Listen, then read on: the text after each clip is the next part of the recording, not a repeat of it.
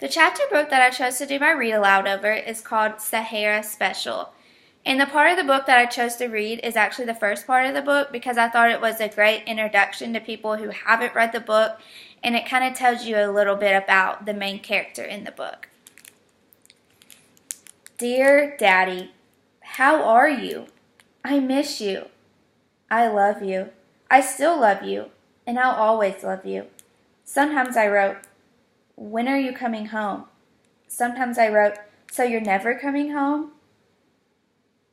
Or, are you coming home? Sometimes I wrote, you can come home now. Sometimes I wrote, why didn't you take me with you? I didn't keep a very tidy desk. One day, the letters poured out over my lap. My feet. My teacher's feet. I got some of the letters back, but most of them went to the counselor, Mr. Stinger. The worst part of being in his office was watching my mom read those letters. Her face looked gray, like my letters were bad news, death news. She was thinking I loved her less because I missed my mommy more? I felt like I was floating on the ceiling, like smoke from something burning. When I came down from the ceiling, I pouted. I wanted my letters back, all of them. I was so mad. Isn't there a law against reading other people's mail? Mr. Stinger took out a stack of papers, a file full of history of me. No, not the history. A history. A history that didn't include when me and my mom went to the bookstore.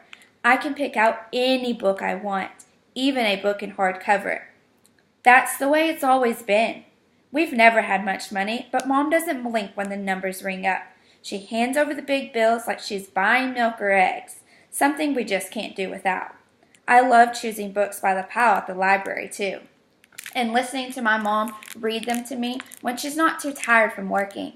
She has been my best teacher, but that's not in the history.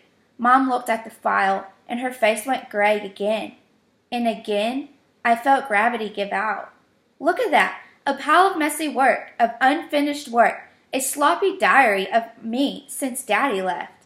Why didn't I write more carefully in 3rd grade? Why didn't I finish that assignment in 4th grade? I watched Mr. Stinger feed my letters back into the long file cabinet. The cabinet closed with the metal sound, a safe full of evidence against me, waiting there for me when they need to pull it out and call me dumb. When we got out of the office, my mom talked in a low voice. What do you want me to do, Sahara? Say I'm sorry that I couldn't keep him? Fine, I'm sorry. I tried my best. Can't a woman get a divorce without her kid going all special ed on her? I wanted to say, don't be sorry, Mom. I couldn't keep Daddy either. But I was wise now. I kept my mouth shut. You gonna let Daddy walk out with your brain too? She grumbled. Well, then there's not going to be a vital organ left between us, is there? You just do your work, Sahara. They'll see they've made a mistake.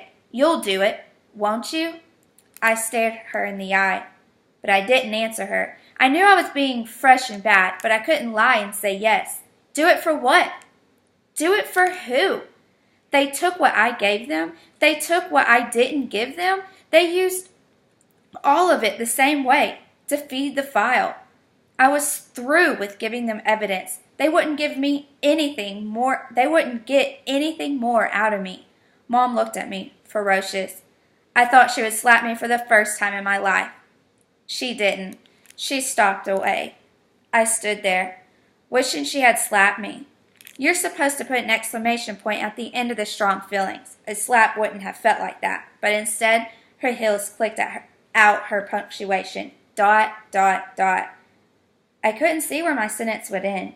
That file full of letters meant I was with a special needs teacher in the hallway to get something called individualized attention. And let me tell you, working in the hallway with a teacher is like being the street person of school. People pass you by, they act like they don't see you, but 3 steps away, they've got a whole story in their heads about why you're out there instead of in the nice, cozy classroom where you belong.